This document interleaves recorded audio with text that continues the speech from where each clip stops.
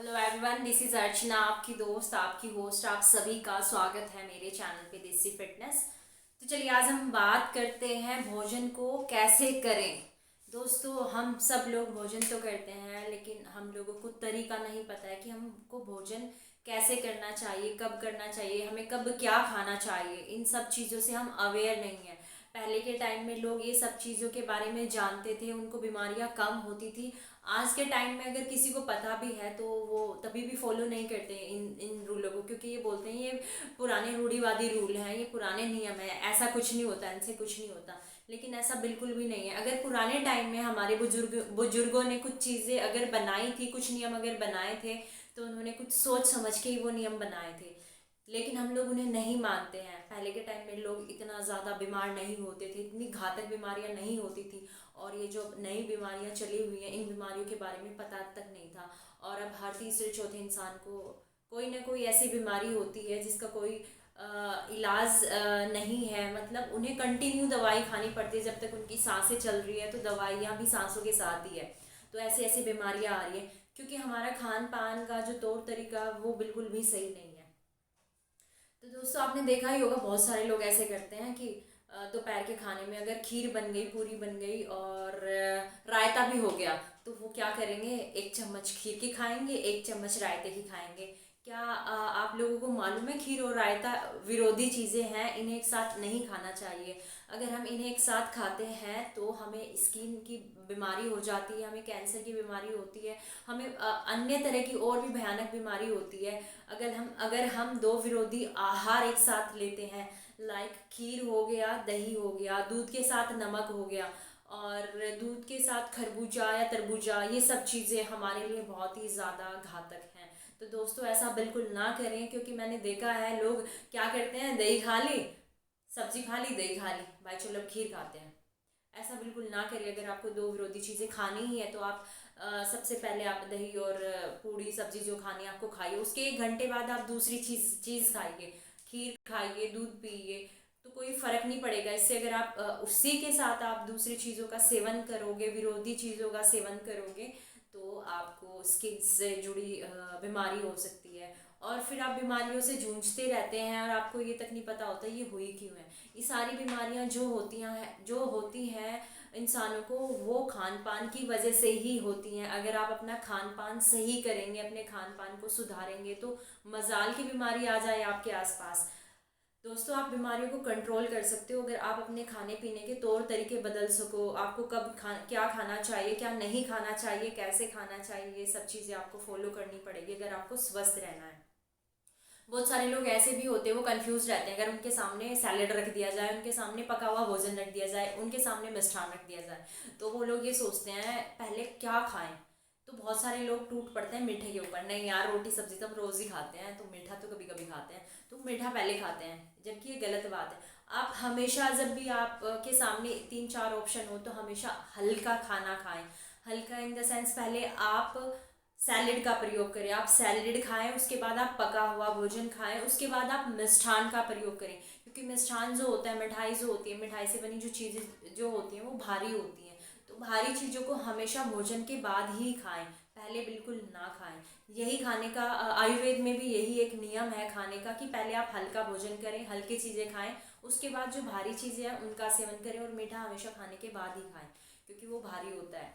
तो दोस्तों, आप ऐसा ही करें। और एक और चीज़, बहुत सारे लोग नमक के साथ दूध लेते हैं, यानी कि दूध के साथ कभी भी नमक से बनी हुई चीज़ों का सेवन नहीं करना चाहिए। बहुत सारे लोग पराठे के साथ दूध पीना शुरू कर देंगे, पकौड़ी है तो फिर दूध भी ले लेंगे, नमक से बनी हुई अन्य प्रकार की चीज़ें भी वो दूध के साथ लेना पसंद करते हैं।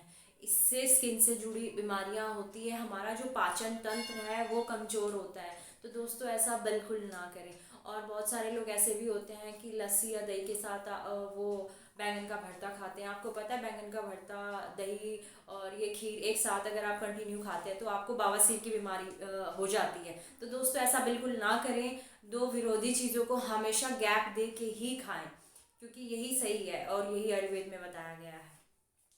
और हो सके तो आप अपने नाश्ते में, जब भी आप नाश्ता करते हैं, तो उसमें चीज़ें बदल बदल के खाएं। सपोज करो आज आपने दलिया खा लिया, कल आपने खिचड़ी खा ली, परसों आपने ओट्स खा लिए, और दलिया आप मिक्स भी बना सकते हो, जौ का भी दलिया आता है, आप मिक्स दलिया भी आप खा सकते हो।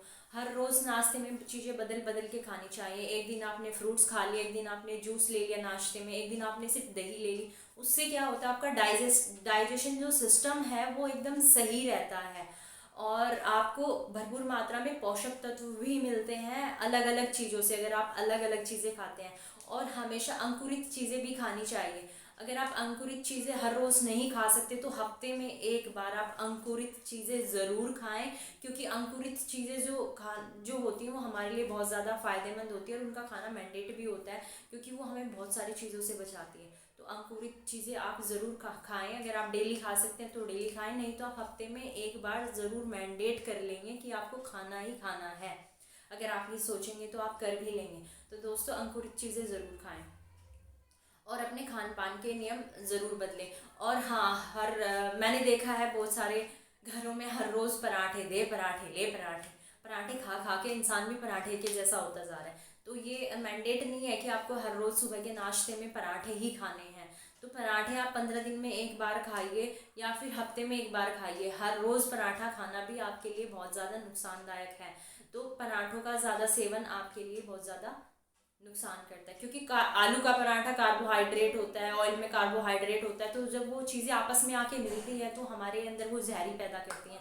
हमें अपच की प्रॉब्लम हो जाती है, हमें गैस का प्रॉब्लम हो जाता है, हमें बहुत सारी प्रॉब्लम, बहुत सारी परेशानियाँ हो जाती हैं और हमें पता ही नहीं होता कि ये हमें किस चीज़ से हो रही है। तो दोस्तों, इन सब चीज़ों का ध्यान रखें। अपने खान पान का बिल्कुल ध्यान रखना आपको बहुत ज़्यादा ज़रूरी है।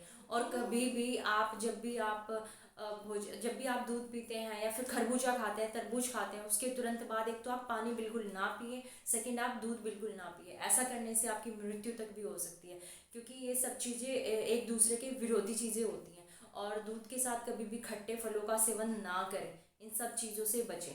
अगर आपको अपने आप को सेफ रखना है, सुरक्षित रखना, अपना डाइजेस्टिंग सिस्टम मजबूत करना है। आपको पता है आज की डेट में जो नई जनरेशन है उनका डाइजेस्टिंग सिस्टम एकदम कमज़ोर हो चुका है, और वो कमज़ोर होने का कारण यही है कि उनका खान पान का जो नियम है वो बहुत ही ज़्यादा गलत है।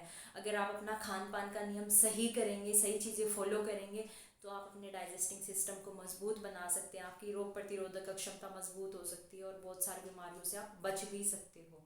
तो दोस्तों, आपको ये चीज़ें फॉलो करनी पड़ेगी अगर आपको स्वस्थ रहना है। आप अभी यंग है तो आपको ये सब चीज़ें पता नहीं चलेगी। जैसे जैसे आप 30 की एज पार करते जाओगे, यानी कि 30 के बाद जैसे जैसे एज आती जाएगी तो आपको बीमारियां घेरती चली आएंगी अगर आपने अपना खान पान नहीं बदला। और दही के साथ भी कभी खट्टी चीज़ों का प्रयोग ना करें, वो आपके लिए नुकसानदायक है। और दही के साथ कभी दूध से बनी चीज़ें ना खाएं, वो भी आपके लिए बहुत ही ज़्यादा नुकसानदायक है। दोस्तों, अगर आपको सेफ रहना है, सुरक्षित रहना है, अपने आप को बीमारियों से मुक्त रखना है, तो आपको ये चीज़ें फॉलो करनी पड़ेंगी।